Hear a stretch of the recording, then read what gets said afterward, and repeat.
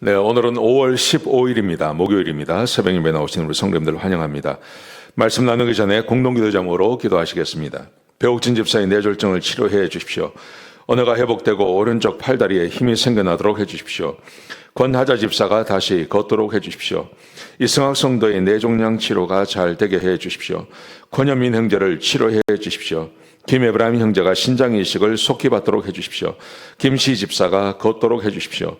오세호 선교사의 건강을 회복시켜 주십시오. 데이비박 형제의 건강을 회복시켜 주십시오. 노승호 집사의 건강을 회복시켜 주십시오. 함지호 장로의 건강을 회복시켜 주십시오. 대한민국이 정상화되게 해 주십시오. 예수님의 이름으로 기도합니다. 아멘. 오늘 본문의 말씀은 민수기 22장 41절에서 23장 12절까지 말씀입니다. 교회만 보여줄 수 있는 것이라는 것입니다. 제가 이렇게 말씀드리는 것은 발람이 첫 번째 예언을 합니다.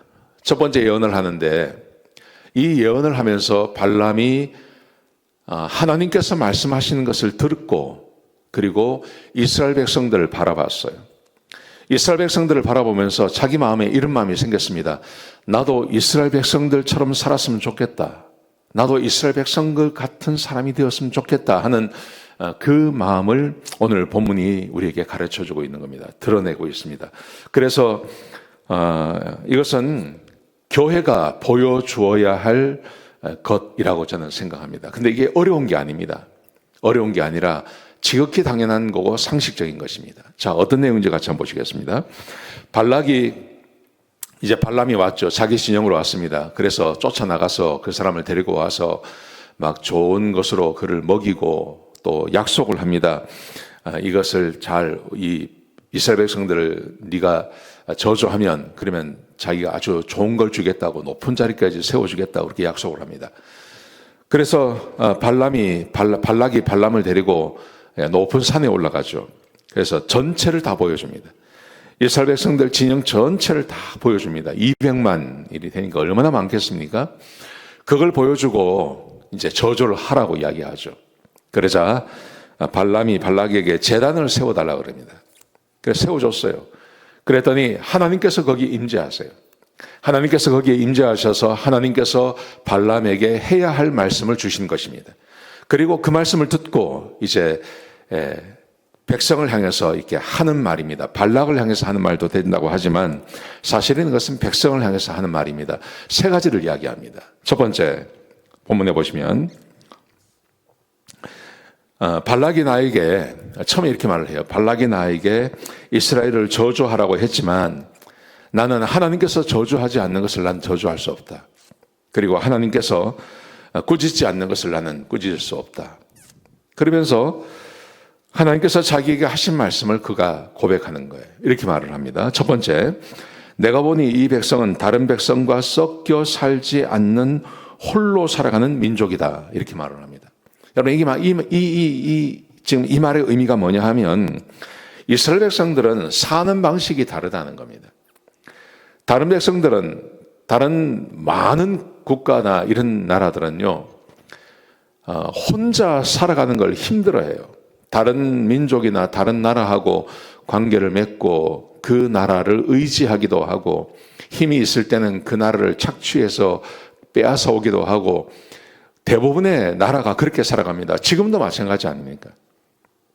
지금도 세계주의 이런 것이 지난 몇십 년 동안 유행을 했었죠. 그래서 전 세계가 평화롭게 서로 주고받고 서로 무역을 하고 그래서 내가 잘할 수 있는 것은 내가 내보내고 우리가 잘 못하는 것은 수입해 오기도 하고 그래서 살면 평안하다고 했습니다.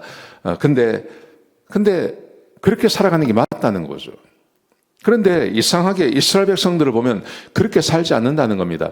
이스라엘은 그냥 독자적으로 살아간다는 말입니다. 여러분, 이스라엘이 왜 독자적으로 살아갈까요? 그것은 하나님께서 그들을 지켜주시고 하나님께서 그들에게 공급해 주시고 하나님께서 그들에게 필요한 것을 주시기 때문입니다. 지금 거의 1년 이상, 1년 반 정도의, 거의 40년이죠. 40년을 광야에서 지내왔습니다. 어떤 민족하고도 주고받지 않고 도움을 받지 않고 40년을 광야에서 살아왔단 말입니다. 이것을 잘 알고 있는 거죠. 그래서 말을 하는 것입니다. 야, 이스라엘 백성들은 다른 어떤 나라와 같이 독자적으로 살아간다. 하나님께서 도우시고 축복해 주시고 하나님께서 공급해 주셔서 다른 민족에게 도움을 받지 않고도 얼마든지 살아갈 수 있는 존재다. 이 이야기를 하고 있는 겁니다. 두 번째, 그 다음 말씀에 보시면 이렇게 되어 있습니다.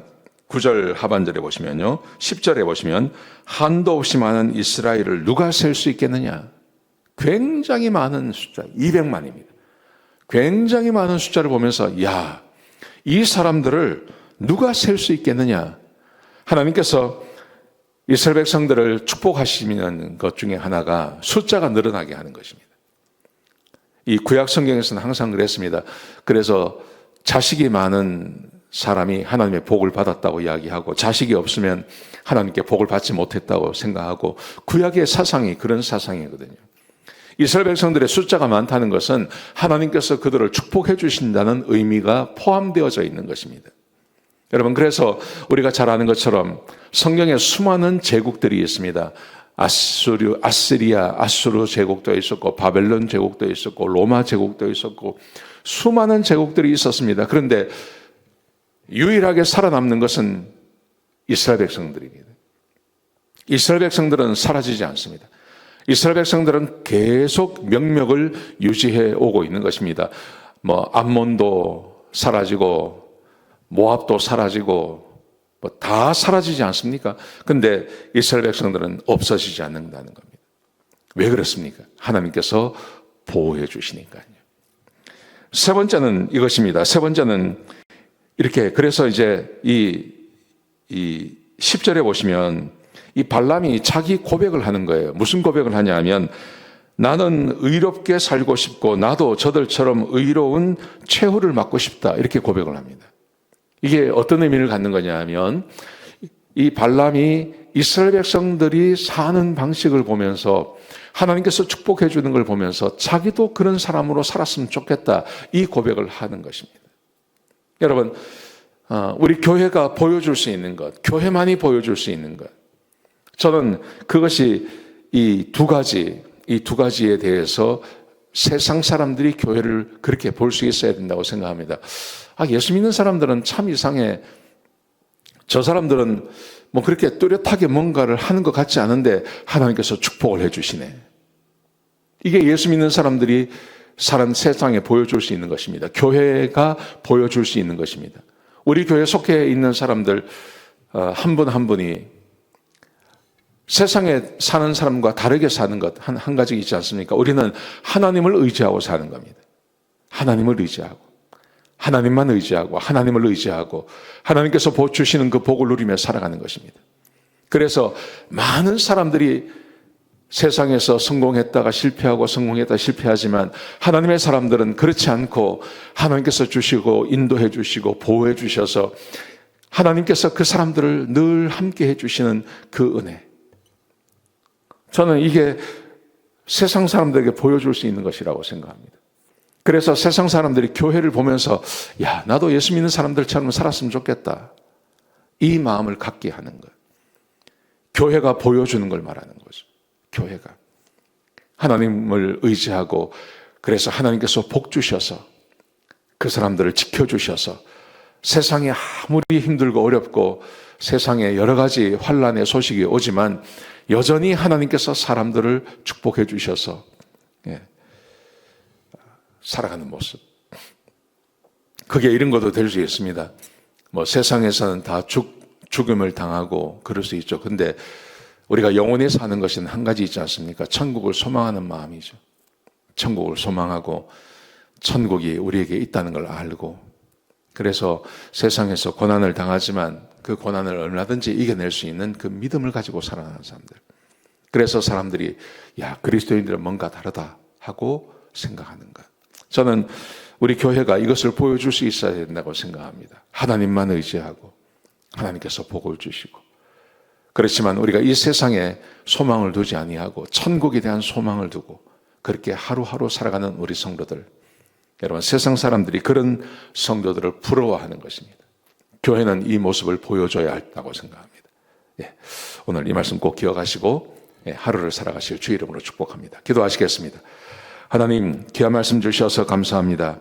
우리 성도들에게 초대교회 교인들, 그리고 출애굽에서 가나안에 들어가는 사람들을 축복하셨던 그 하나님의 축복이 우리에게도 동일하게 임하게 하여 주옵소서. 하나님, 예수님께서 오셔서 초대교회 교인들에게 이 축복을 주셨습니다.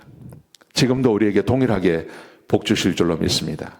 우리 사랑하는 성도님들, 교회 안에 머물며 교회를 통한 복을 받으며 세상이 부러워하는 그런 삶을 살 수 있도록 인도하여 주옵소서. 주님 감사합니다. 예수님의 귀하신 이름으로 간절히 기도드렸습니다. 아멘.